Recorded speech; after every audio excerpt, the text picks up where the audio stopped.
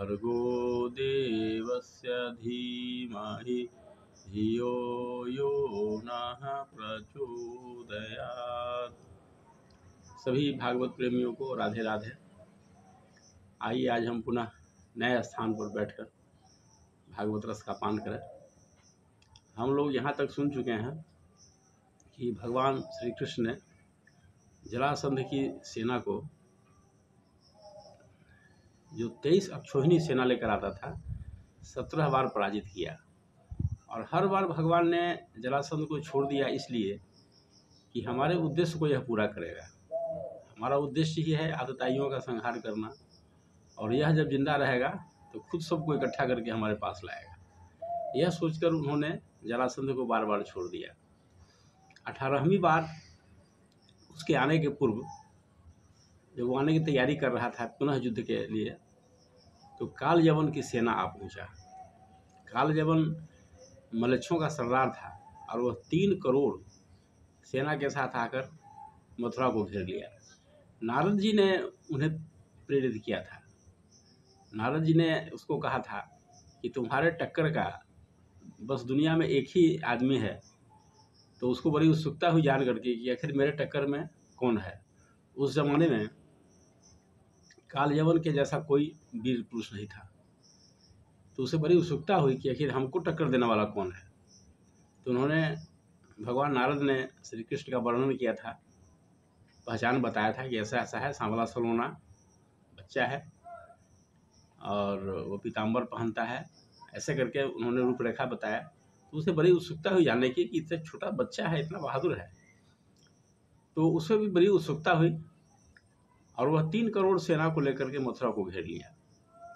जब भगवान ने सुना कि मलेच्छ सेना आ गई है मथुरा के पास, तो उन्होंने विचार किया कि हो सकता है 2-4 दिनों में जरासंध की सेना भी आ जाए, तब हमारे मथुरा वासियों के ऊपर बहुत बड़ा संकट आ जाएगा। हम इससे युद्ध करें कि उससे युद्ध करें, जब तक इससे युद्ध में हम लोग लगे रहेंगे तब तो हो सकता है कि जरासंध की सेना हमारी जो प्रजा है मथुरा की, उसको परेशान कर दे, उसको मार डाले। तो भगवान बड़े चिंतित हो गए और उन्होंने समुद्र से कुछ ज़मीन की मांग की। समुद्र ने उन्हें ज़मीन दिया, उन्हें कौन नहीं देगा। और उन्होंने एक बड़ी सुंदर नगर की स्थापना की, उसे ही हम लोग द्वारिका कहते हैं। समुद्र ने कुछ दिनों के लिए उनको दिया था, तो उन्होंने बड़ी सुंदर नगरी का निर्माण कराया। बहुत सुंदर सोने चांदी के महल थे वहाँ, रत्नों के भंडार थे, हर चौक चौराहे, जितना वर्णन किया जाए कम है।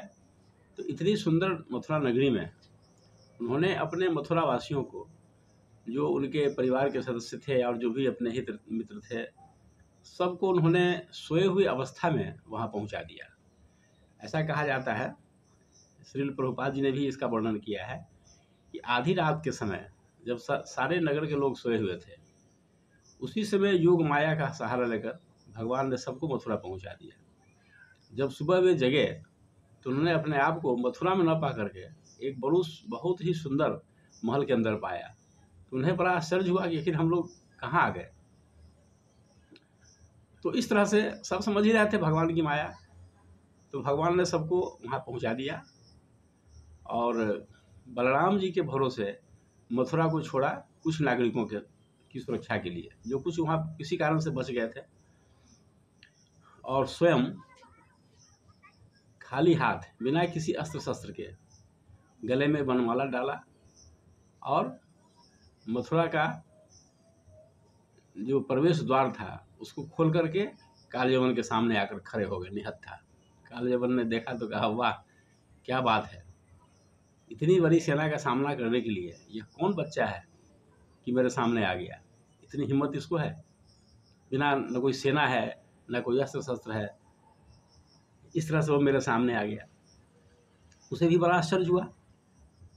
और भगवान कृष्ण ने सोचा कि चलो इसी बहाने आतताइयों का एक और झुंड तो मेरे सामने आया, हमारे जीवन का उद्देश्य पूरा हो।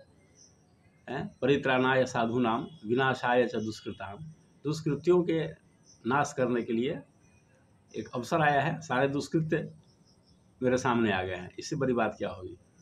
और भगवान अकेले निहत्थे थे, उनके सामने आ गए। फिर आगे क्या हुआ इसकी चर्चा हम आगे करते हैं, अगले एपिसोड में करते हैं।